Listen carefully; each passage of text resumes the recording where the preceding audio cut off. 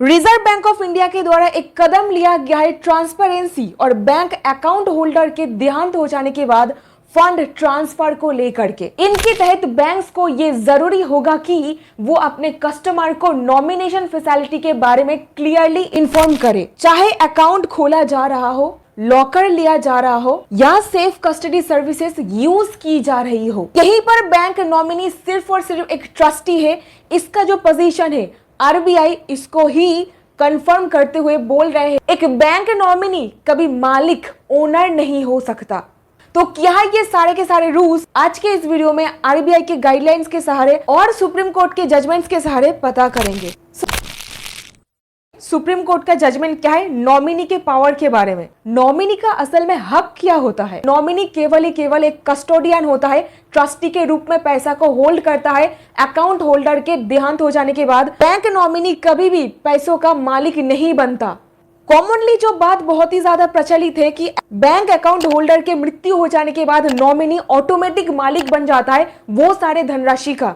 लेकिन ये जो धारणा है ये लीगल प्रोपोजिशंस के साथ अलाइन नहीं होता। ये जो धारणा है भारत के लीगल पोजीशन के अनुरूप अलाइन नहीं होता। नॉमिनी सिर्फ और सिर्फ एक केयर टेकर या फिर कस्टोडियन के रूप में काम करता है। बैंक में नॉमिनी अपॉइंट किया गया है, इसका केवल एक ही पर्पस होता है कि बैंक वाले मनी रिलीज करने का ये जो प्रोसेस है मृत्यु होने के बाद इसको स्मूथली कर सके बिना कोई डीले के नॉमिनी को पैसा हैंडओवर करे। लेकिन नॉमिनी उस पैसों का ओनर नहीं बन जाता, जबकि पैसों का असली हकदार तो लीगल एयर्स यानी कि कानूनी वारिस होते हैं। एज पर सक्सेशन लॉज उत्तराधिकारी कानून के मुताबिक नॉमिनी केवल मृत्यु हो जाने के बाद पैसा को होल्ड करने का काम करता है, लेकिन बाद में नॉमिनी को वो पैसों को लीगल एयर्स को हैंडओवर करना पड़ता है। रामचंद्र तलवार वर्सेस देवेंद्र कुमार तलवार, इस केस में ऑनरेबल सुप्रीम कोर्ट ने नॉमिनी का पोजीशन को क्लियर करते हुए कहा नॉमिनी कोई एब्सोल्यूट ओनर नहीं होता है। नॉमिनी कानूनी वारिस के अधिकारों को ओवररीड नहीं कर सकता। मृतक के पैसे किनको जाएगा नॉमिनी से सबसे पहले ढूंढा जाएगा क्लास 1 लीगल एयर्स कौन होते हैं। क्लास 1 लीगल एयर्स कौन होते हैं इसके बारे में मैं यहाँ पर डिटेल में बता करके रखी हूँ। इस वीडियो में बताया है, फिर से मैं दोहराऊंगी नहीं। नॉमिनी लीगली ऑब्लाइज्ड होता है राइटफुल ओनर जो कि ये लीगल एयर्स इन तक पैसा को पहुंचाने का, क्योंकि अल्टीमेट लीगल ओनर तो यही लोग होते हैं।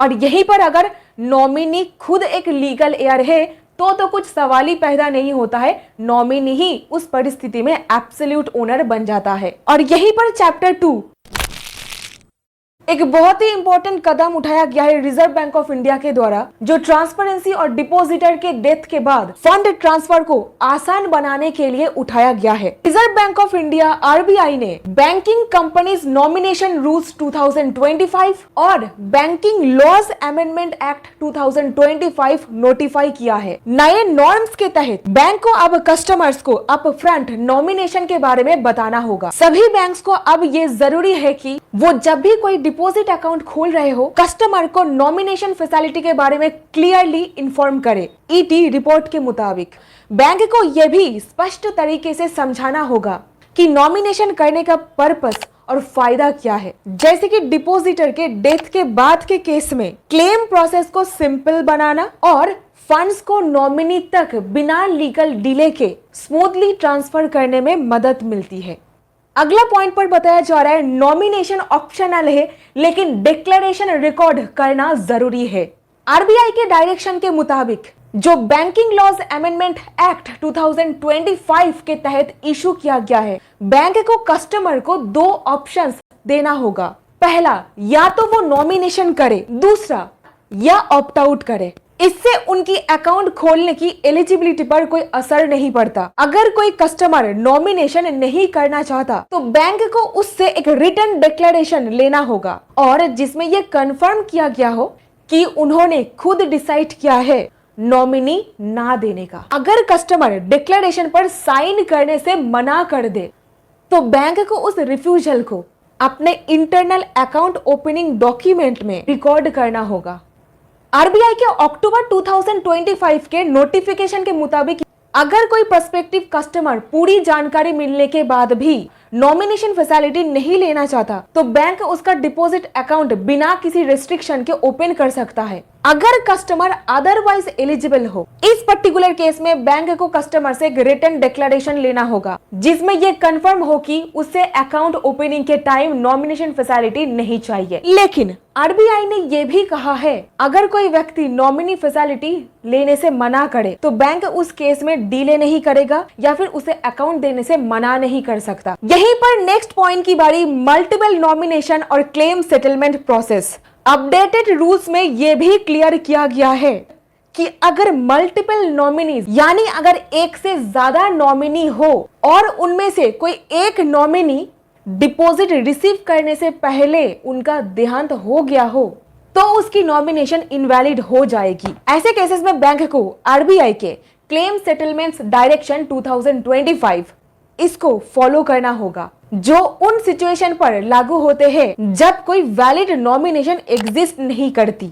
बैंक किसी भी ऐसे व्यक्ति को पेमेंट करके वैलिड डिस्चार्ज क्लेम नहीं कर सकता जिनका नॉमिनेशन किसी और कानून के तहत दिया गया हो और जो स्पेसिफिक पर्पस के लिए बना हो। नॉमिनेशन डिटेल्स अकाउंट डॉक्यूमेंट्स पर दिखानी होगी ट्रांसपेरेंसी के लिए। बैंक्स के लिए अब ये मैंडेटरी किया गया है पासबुक, अकाउंट स्टेटमेंट और टाइम डिपॉजिट रिसिप्ट पर रिकॉर्ड करे। और यहीं पर नेक्स्ट सबसे इंपॉर्टेंट पॉइंट की बारी, बैंक एक नॉमिनेशन मैनेजमेंट सिस्टम सेटअप करने के लिए जा रहे हैं। रिजर्व बैंक ऑफ इंडिया ने बैंक्स को यह भी डायरेक्ट किया है कि वो एक प्रॉपर सिस्टम एस्टैब्लिश करे जिससे नॉमिनेशन को रिकॉर्ड, रजिस्टर, कैंसिल या मॉडिफाई किया जा सके।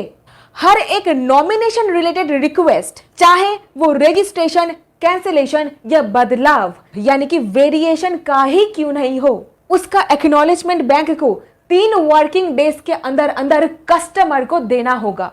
अगर कोई नॉमिनेशन रिक्वेस्ट लीगल स्टैंडर्ड्स पर खरी नहीं उतरती है तो बैंक को उस कस्टमर को लिखित रूप में उसी 3 दिन के अंदर इन्फॉर्म करना होगा और क्लियरली बताना होगा कि रिजेक्शन का रीजन क्या है। ये